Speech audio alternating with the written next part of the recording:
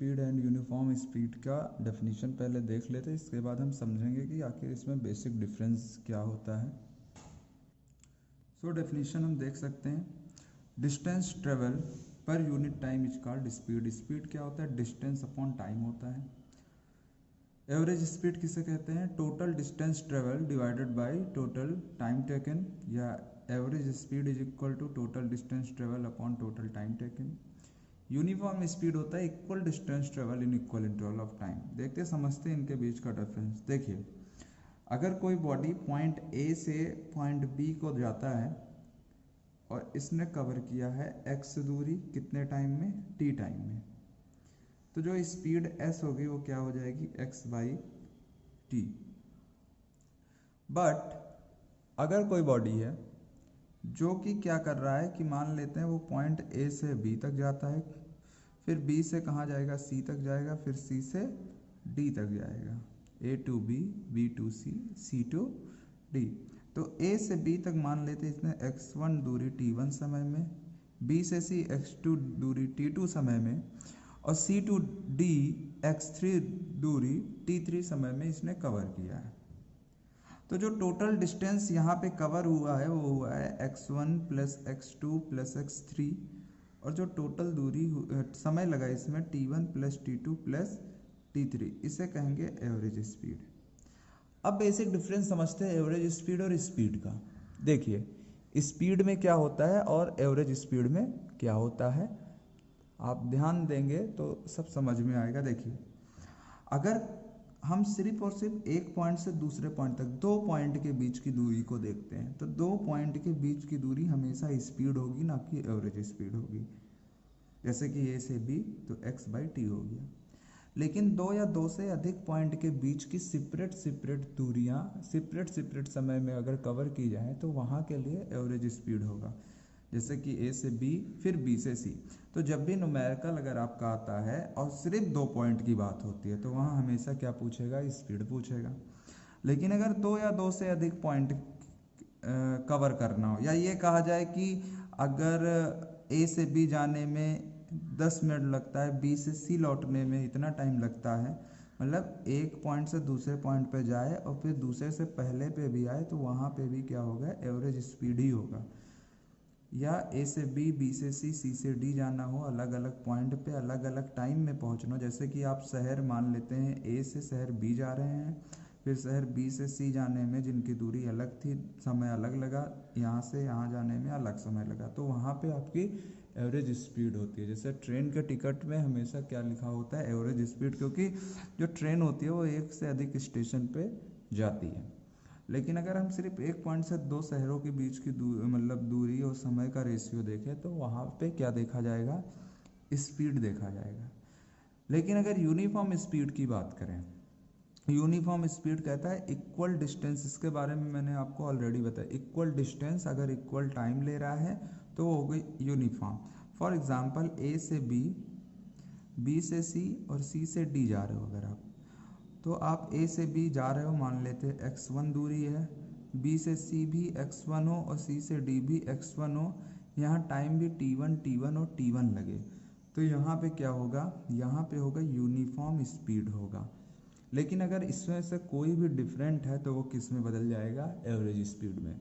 तो यहाँ आप बेसिक समझ के होगा कि स्पीड, एवरेज स्पीड और यूनिफॉर्म स्पीड में क्या अंतर होता है। फिर से मैं रिपीट कर रहा हूँ, स्पीड मतलब मात्र दो बिंदुओं के बीच की दूरी और टाइम का रेशियो। एवरेज स्पीड क्या? जब हम एक से अधिक शहरों की तरफ डिस्टेंस कवर करते हैं तो अलग अलग टाइम लगता है, तो वो हो गया एवरेज स्पीड। अगर हम एक से अधिक शहरों की तरफ जा रहे हैं लेकिन समय बराबर ले रहे हैं, समय समान दूरी के लिए अगर समय बराबर लग रहा है तो वहाँ पे क्या हो जाएगा? Uniform speed. सो ये बेसिक डिफरेंस आपको ध्यान रखना है। अभी जब हम इस पे एक एक न्यूमेरिकल देख लेंगे तो हमें पता लग जाएगा कि आखिर किस बारे में बात हो रही है। अब ये सिंपल स्पीड का एक क्वेश्चन है। Scooterist cover a distance of 20 kilometre in 20 minute. एक स्कूटर चलाने वाला 20 किलोमीटर दूरी कवर करता है 30 मिनट में। तो दूरी x आपका कितना है? 20 किलोमीटर, और समय t कितना है? 30 मिनट। 30 मिनट मतलब 1/2 आवर, 30 मिनट में आधा घंटे होंगे। क्यों? क्योंकि 30 को 60 से हम क्या करेंगे, डिवाइड करेंगे, तो हमें क्या मिलेगा, 1/2 आवर मिलेगा। अब इसकी स्पीड क्या हो जाएगी, speed is equal to distance upon time, distance 20 था, टाइम 1/2 था, ये नीचे ऊपर चला जाएगा, तो 20 क्रॉस 2 इज इक्वल टू क्या हो जाएगा, 40 किलोमीटर पर आवर। तो जो स्कूटर चला रहा है उसकी स्पीड कितनी मिलेगी, 40 किलोमीटर पर आवर। क्यों? इसमें क्या देखिए, मात्र 20 किलोमीटर की बात हो रही है, बस एक जगह से दूसरी जगह 20 किलोमीटर ये गया है। कितना समय लिया इसने, t is equal to 30 minute, तो इसकी स्पीड किससे देखी जाएगी, 40 किलोमीटर पर आवर से। अब देखते हैं अगला क्वेश्चन हम यूनिफॉर्म स्पीड की। यूनिफॉर्म स्पीड से पहले हम देखेंगे average speed, then uniform speed. So our next question is that a car travel 30 km at uniform speed 40 km per hour and the next 30 km at a uniform speed 20 km per hour, find its average speed। अब यहाँ पे आप देखिएगा, यहाँ पे देखिए मैंने क्या कहा था कि जब एवरेज की बातें पूछेगा तो दो कंडीशन में, दो पार्ट में तोड़ेगा, एक 30 किलोमीटर और नेक्स्ट 30 किलोमीटर। सो मान लेते हैं ये ए से बी जा रहा है और बी से कार सी पे जाएगा। ए से बी के बीच की दूरी क्या है, 30 है, और बी से सी नेक्स्ट 30 किलोमीटर है। यहाँ पे जो स्पीड है, यहाँ पे जो स्पीड है, मान लेते हैं ये डिस्टेंस हो गया आपका x1 और ये हो गया आपका x2। यहाँ पे स्पीड s1 दिया है 40 किलोमीटर पर आवर और यहाँ पर s2 कितना दिया है, 20 किलोमीटर पर आवर। तो यहाँ हमें क्या निकालना पड़ेगा, एवरेज स्पीड। और एवरेज स्पीड क्या होता है, total distance upon total time. मतलब टोटल डिस्टेंस क्या हो जाएगा हमारा, x1 प्लस x2, और टोटल टाइम कितना हो जाएगा, t1 प्लस t2। तो सबसे पहले हमें x1 और x2 दोनों की वैल्यू मालूम है। x1 है आपका 30 और x2 भी कितना है, 30 है। हमें t1 और t2 निकालना पड़ेगा। तो फॉर किसके लिए, a टू b के लिए, a टू b के लिए अगर हम देखेंगे तो हमें पता है कि S1 इज इक्वल टू क्या हो जाएगा, x1 बाई t1।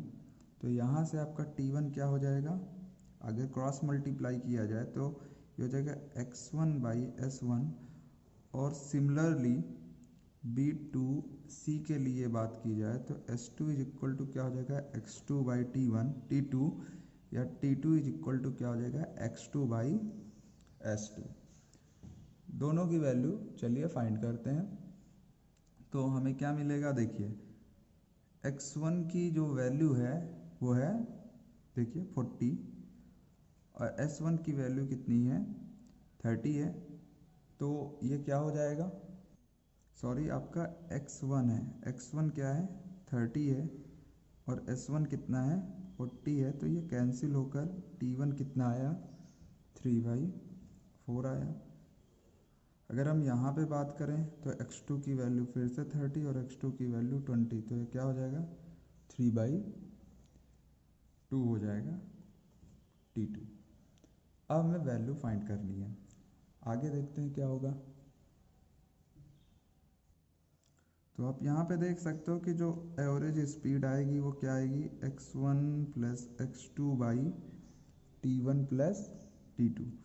x1 की वैल्यू 30, x2 की वैल्यू 30 अपॉन 3/4 प्लस 3/2। तो ये आपका हो जाएगा 60। और नीचे देखिए 4 और 2 का एलसीएम, 4 और 2 के एलसीएम में 4 आएगा, तो ये 4 कहाँ चला जाएगा, ऊपर।